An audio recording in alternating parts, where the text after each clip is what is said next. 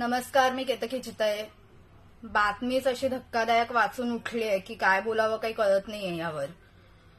म्हणजे ज्या लोकांनी तुम्हाला मतही दिलं नाही त्याला स्ट्रेंथन करायला, त्याचं बळकटीकरण करण्यासाठी तुम्ही त्यांना 10 कोटी रुपये देताय.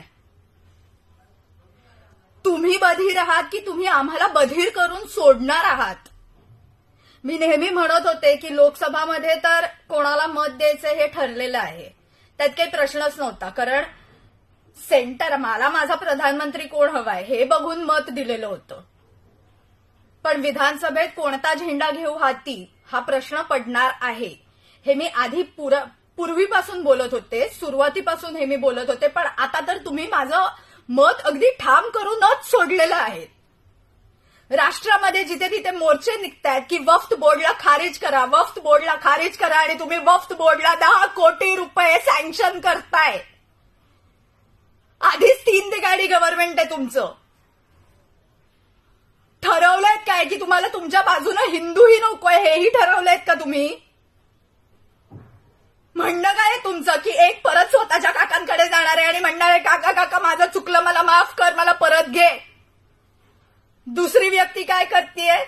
3 चाकी सायकल चालवता येत नाहीये, डोक्यात हवा गेलेली आहे, म्हणून परत मी माझे 3 चाकी रिक्षा चालवायला निघतो असं म्हणणार आहे. आणि तिसऱ्याचं तर काय, रेझिग्नेशन ऍक्सेप्टच केलं जात नाहीये. माझा राजीनामा घ्या, माझा राजीनामा घ्या हे ऍक्सेप्ट केलं जात नाहीये. म्हणून ह्या पद्धतीने तुम्ही राजीनामा सोडा. तुम्ही दरिद्रीपणा करणार आहात का? तुमचं म्हणणं काय आहे की बघा 10वीतला मुलगा जसा म्हणतो मी आता फेलच होऊन दाखवीन, तसं तुम्ही किती संख्यानं तुमची मतं तुम्ही कमी करणार आहात हे डिसाईड केलंय का? हा तुमचा गोल आहे का विधानसभेसाठी? म्हणणं काय आहे तुमचं नेमकं? स्पष्ट क्लिअर कट सांगून टाका हे काय आहे. वक्फ बोर्डला आम्ही अपील करण्यासाठी, त्यांच्या बळकटीकरण करण्यासाठी आम्ही पैसा देतोय म्हणजे काय आहे? वक्फ बोर्ड उद्या हिंदूंची आतापर्यंत इतकी जमीन ऑलरेडी खाऊन बसलेलं आहे. बरं, वक्फ बोर्ड तुमच्या घरी उद्या आला, म्हणाला की हे मी जे बघतायत त्यांना सांगतेय की आपल्याकडे आला वक्फ बोर्ड मधली माणसं आणि म्हणाली की ही जमीन आमची आहे, तुमची नाहीये, तर आपण बोंबा मारत रस्त्यावरती फिरू. कारण वक्फ बोर्डचा डिसिजन हा हायकोर्ट किंवा सुप्रीम कोर्टमध्ये चालत नाही. धन्य हो त्या बॅकसीट ड्रायव्हर मातेचं व सोनियाजी गांधींचं, ज्यांनी वक्फ बोर्डला ही परमिशन दिलेली आहे की जे काय घडेल ते वक्फ बोर्डच्या म्हणजे त्यांची जी काय समिती आहे तिकडेच रिझल्ट आणि तिकडेच आर्ग्युमेंट ऐकली जाईल. आणि ह्याचमुळे हिंदूंचे अतिशय कितीतरी कोटी एकर जागा हडपल्यात यांनी की दुसरे हायएस्ट लँड ओनर्स आहेत वक्फ बोर्ड.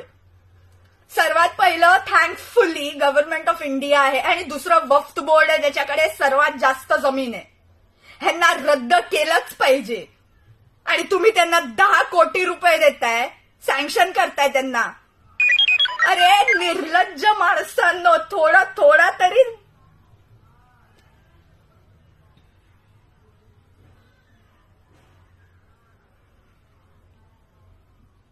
संघाला तोडलत, सनातनींना तोडताय. नोटाला आयुष्यभर मी शिव्या घालत आलेले आहे की नोटा एवढा भिक्कारीपणा ह्या जगात नसेल. पण थँक्यू 3 तिघाडी सरकार, तुमच्यामुळे विधानसभेत नक्की नोटाचं बटन दाबेन. असंच जर चालत राहिलं ना तर बंगालसारखी परिस्थिती महाराष्ट्रात यायला फार वेळ लागणार नाहीये. तिकडे दीदी बोलावतेच आहे बांगलादेशींना, इकडे तुम्ही रोहिंग्यांना जागा द्याल. ऑलरेडी मानखुर्द अख्खं बांगलादेशी मुसलमानांनी भरलेलं आहेच, तुम्ही रोहिंग्यांनाही आणून आमच्या डोक्यावर बसवा. आता सगळीकडे देऊनच टाका ना, मुसलमान राष्ट्र म्हणून डिक्लेअर करूनच टाका ना एकदाच. कशाला तुम्ही का महाराष्ट्र छत्रपती शिवाजी महाराजांचा महाराष्ट्र कशाला बोंबा मारताय? खरं ते बोलून टाका ना. औरंगजेबाचा महाराष्ट्र तुम्हाला, करून टाका.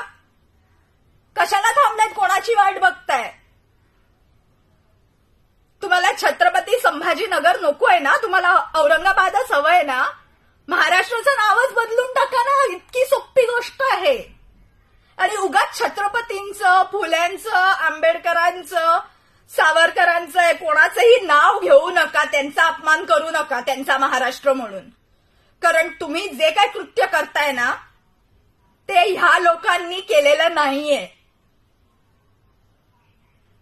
त्यांची नावं तोंडातूनही काढू नका यापुढे.